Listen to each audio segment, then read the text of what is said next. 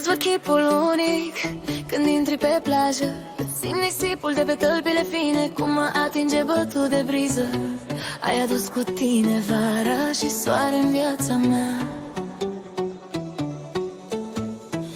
Părul tău miroase a sare și a fructe proaspete, când îți flutură purta de vânt și zvârtoane ligoi cum se înroșesc de la soarele torit. Când te joci în valurile înspumate, mă simt liber.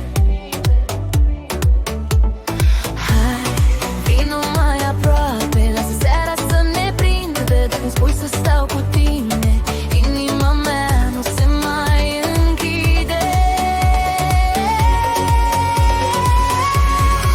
Lasă-ne râdă, tu și eu. Lasă-ne râdă, hai să ne răcorim. Ține-mă bine de mână până răsare steaua noastră. Lasă-ne râdă, tu și eu. Lasă-ne râdă, hai să dormim pe plajă cu tine în brațe, să simt vara și să dansăm în briza mării până în zori.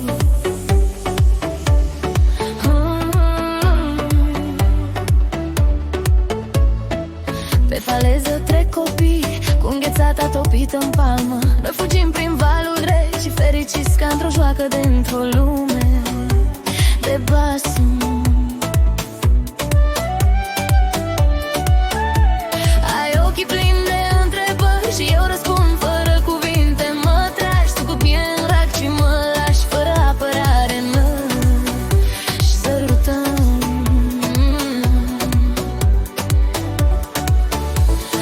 Hai, vino mai aproape, lasă seara să ne prindă. Dacă-mi spui să stau cu tine, inima mea nu se mai închide. Pe fă-mă vara, tu și eu.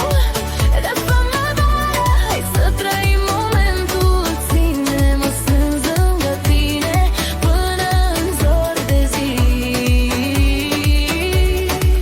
Răsfă-mă vara, tu și eu.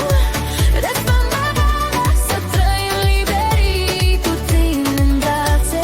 Un mal de apă plin de amor și fiecare clipă s-o trăim din plin. Și dacă mâine e azi deja, iar azi deja e ieri, rămâi cu mine să trăim un vis de vară. Să-ți sărut buzele sărate când în apa mării ne sărutăm. Răsfă-mă